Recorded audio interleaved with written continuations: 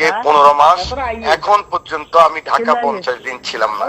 এই রামগতির 162টা ওয়ার্ডে, রামগতি কমলনগর এবং রামগতি পৌরসভায় 162 ওয়ার্ড, এই প্রত্যেকটি ওয়ার্ডে প্রত্যেক দিন ধরে ধরে হাজার হাজার শত শত মহিলাকে নিয়ে আমি উঠান বৈঠক করছি এবং আমার নেতা তারেক রহমান 31 দফা সংস্কার প্রস্তাব, বিশেষ করে দফা নম্বর 24 এবং দফা নম্বর 26-এ বাংলাদেশের নারী এবং বাংলাদেশের মা বোনদের যে মুক্তির অধিকারের কথা বলা হয়েছে, সেটা আমি একদম চারণ কবির মতো হাঁটি হাঁটি পা পা করে গ্রামে গ্রামে আমি আজকে 15 মাস বলে আসছি।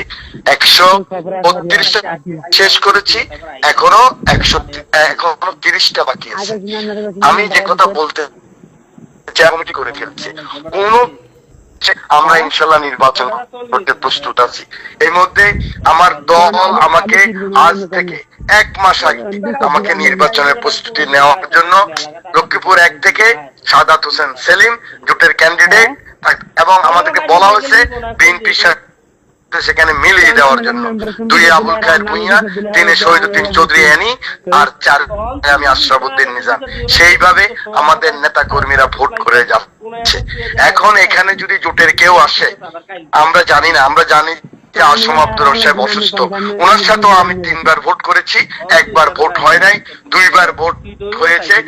9 পার্লামেন্টে ওনার জামানত বাজেয়াপ্ত হয়েছে। আমি জনাব সিএসপি আব্দুর রব চৌধুরীর সাথে ভোট করেছি। আমি বাংলাদেশের এলডিপির মহাসচিব মেজর কন্যান সাহেবের সাথে ভোট করেছি। ওনারা 3 জনে আমার পিতৃতুল্য। আমি ভোট করেছি, রামগতির মানুষকে কথা দিয়েছিলাম আজ থেকে 28 বছর পূর্বে আপনাদেরকে প্রতিহিংসা মুক্ত রাজনীতি দেব, সুশীল সমাজ দেব, হক এবং ইনসাফ দেব, একটি সুন্দর রামগতি দেব। সেই লক্ষ্যে কাজ করেছি। 14 সাল, 18 সাল, 24 সাল ফ্যাসিস্টদের কারণে আমার দল ভোট করতে পারে নাই, আমিও ভোট করি নাই। এখন আমাদের সব ধরনের প্রস্তুতি।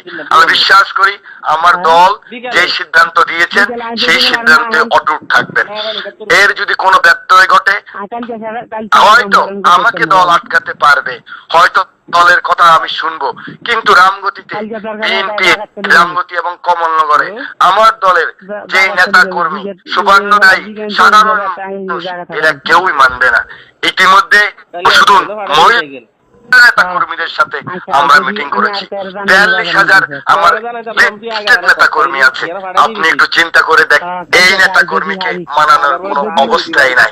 কারণ এখন যারা আসবে বলে, এরা তো বহুবার আমাদের সাথে পরাজিত হয়েছে, এখন তাদের অস্তিত্বও নাই, তাদের একজন নেতা কর্মী নাই, এবং তাদের তিনি বড় নেতা, তেনার বিরুদ্ধে একটি মামলা হয় নাই। অথচ আমার কমলনগর রামগতিতে 13,000 নেতা কর্মী জেলে গিয়েছেন, 4 জন এই আন্দোলন সংগ্রামে নিহত হয়েছেন, কত লোক পঙ্গু হয়েছেন, চোখ হারিয়েছেন, পা হারিয়েছেন। আমার সেই নেতা কর্মীর কান্না বাংলাদেশের মাটি, বাতাস, আলো কিছুই সহ্য করবে না। অতএব আমি দলের প্রতি আনুগত্য আছে, আমার নেত্রী বেগম খালেদা জিয়া, আমার নেতা তারেক রহমানের প্রতি সর্বোচ্চ অনুগত্য রেখে আমি ওনার নির্দেশ মতে কাজ করে যাচ্ছি। আমি বিশ্বাস করি দল কোনোদিন এই ভুল করবে না।